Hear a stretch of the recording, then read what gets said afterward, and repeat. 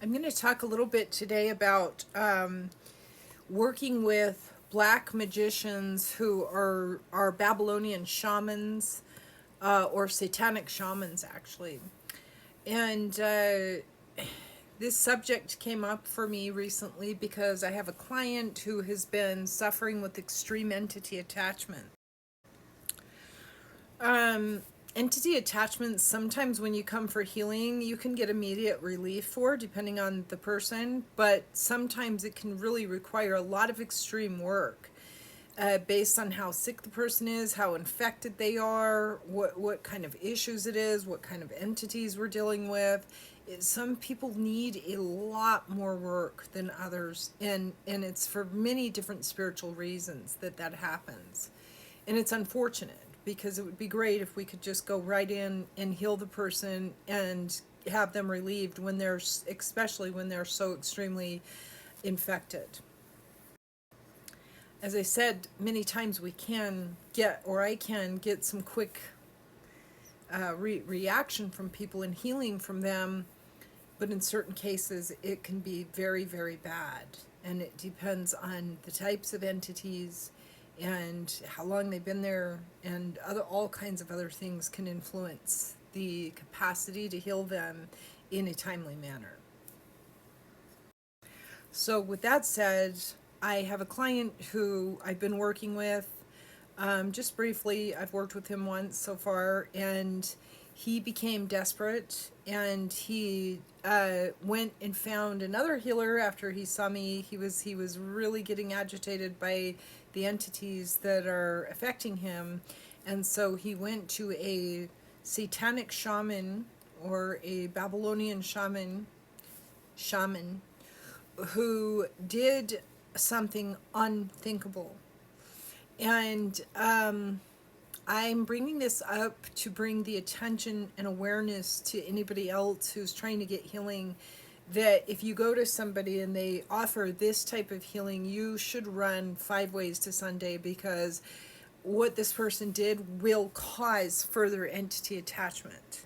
And so I'm not sure if I'm allowed to say this on this app, so I'm going to try to find the best, easiest way for me to say it. But you know how the Vikings used to do things like sacrifice, certain creatures? Shamans should not be doing that to provide healing for people, because if you're doing bloodshedding and things like that, that is not working with the light. The light does not require a sacrifice of another life in order to heal yours. And so if you're trying to find shamans to work with, I'm a shaman too, we don't need to do something that would harm another sentient being in order to bring healing in, or in order to remove an entity. As a matter of fact, working with blood sacrifice will cause further entity attachment as it feeds demons. So if you go to a healer and they offer to do something like that, you need to run really, really fast. I'm extremely saddened for my client and for anybody else that supposed shaman gets their filthy hands on, because what they did was added to his problems. They put him underneath a bunch of rooster, the stuff that drips out after you do that to the animals. And that, my friends, is satanic. That is not what a shaman who works with the light does not do blood sacrifice. So if you're experiencing trying to find a healer out there that is offering that to you for healing, you need to run. Why on earth would you think that that's okay? So for my client who did it, I feel so sad for him, because he was already very, very plagued with entities, and in such a way where really it's a tragedy that we can't get resources, sponsors to help fund the kind of care that these people need, because I can't just sit there and do stuff for free every day. I do so much for free, like 90% of my work I do pro bono, but I cannot sit there and do everything for free. And so we really need the resources. We need insurance companies to cover the kind of healing that's needed, because people that are dealing with extreme entity issues like that, they need 2 sessions a week, if not more, until they get stabilized and cleansed. Certain extreme cases really do require that, because otherwise what happens is they become consumed by the entities, and the entities will literally destroy their life, cause them to become homeless, cause them to become mentally ill, all kinds of other things that can happen.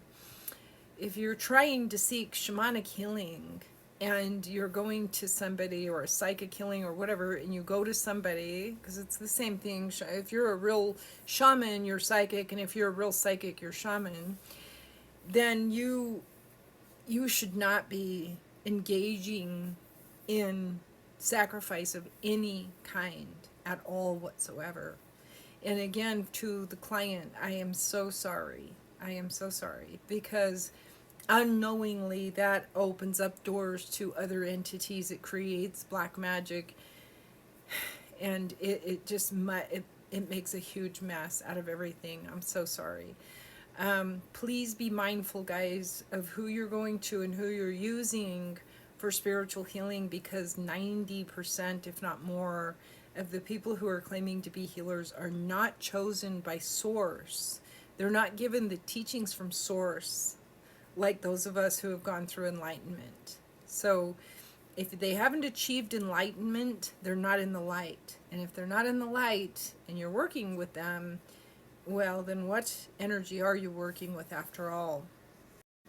Just because somebody has an Indian accent, or they call themselves a shaman, or they wear feathers in their hair, does not mean that they're truly, truly in the light, that they have the frequency or the gifts or the knowledge in the esoteric world to be able to heal you. You really have to use your discernment. Don't panic when you're dealing with entity issues. They love to feed on panic too. So you really need to first stabilize and get peace in yourself. Choose it, and then try to listen to those that are feel the energy of those that are in the light. There's a handful that are in the light, and there's a whole bunch that are pretending. So please be careful, guys. See you next time.